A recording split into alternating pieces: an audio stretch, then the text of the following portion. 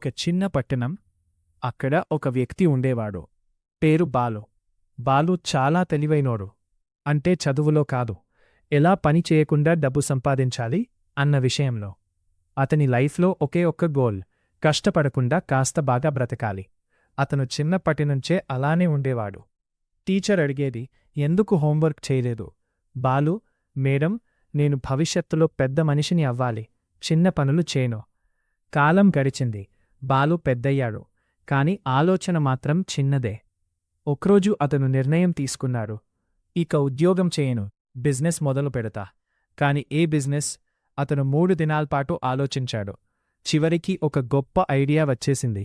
సలహాలు ఇచ్చే బిజినెస్. అతను ఒక బోర్డు పెట్టించాడు. ఇక్కడ మీ సమస్యలకు సలహాలు ఇస్తాము, 50 రూపాయలు మాత్రమే. మొదటి కస్టమర్ వచ్చారు. అన్నా, నాకు జాబ్ రావడం లేదు. బాలు కాస్త సీరియస్గా చూసి, జాబ్ రావాలంటే అప్లై చెయ్యాలి. కస్టమర్, అదే చెప్పడానికి 50 రూపాయలేనా? బాలు, సలహా చిన్నదైనా ఫీజు ఫిక్స్. రెండో కస్టమర్, నా భార్య నన్ను వినడం లేదు.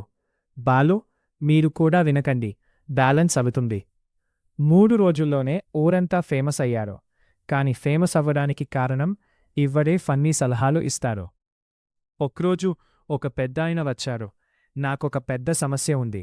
బాలు, సమస్య పెద్దదైనా ఫీజు 50 మాత్రమే.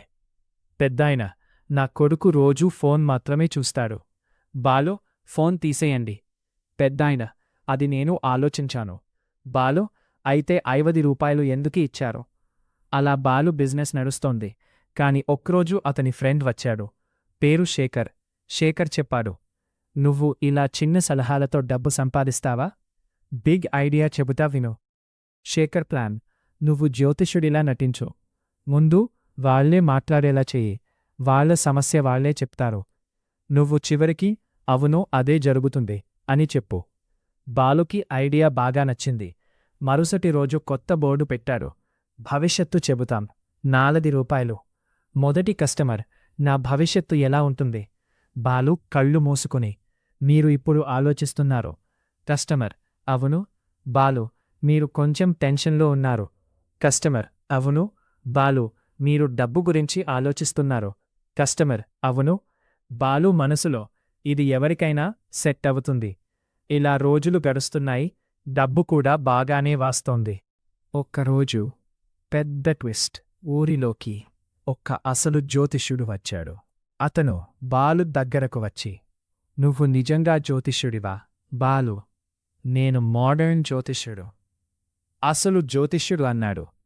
అయితే నా భవిష్యత్తు చెప్పు. బాలు కంగారు పడ్డాడు. కాని వెంటనే కవర్ చేశాడు. మీరు నన్ను పరీక్షిస్తున్నారు. జ్యోతిష్యుడు, అవును. ఇప్పుడు మీరు నా మీద అనుమానం పెడుతున్నారు. అవును. బాలు ఊపిరి పీలుకున్నాడు. అంతలో ఒక్క పోలీస్ వచ్చాడు. ఇక్కడ మోసం జరుగుతోందని కంప్లైంట్ వచ్చి, బాలు, నేను మోసం చెయ్యను, నేను భవిష్యత్తు చెబుతాను. పోలీస్, అయితే నా భవిష్యత్తు చెప్పు. బాలు, మీరు ఇప్పుడే నన్ను అరెస్టు చేయబోతున్నారు. పోలీస్, అవును. బాలు, కాని చివరికి మీరు నన్ను వదిలేస్తారు. పోలీస్, ఎందుకు? బాలు, ఎందుకంటే మీరు కూడా 100 రూపాయలు ఇచ్చారు.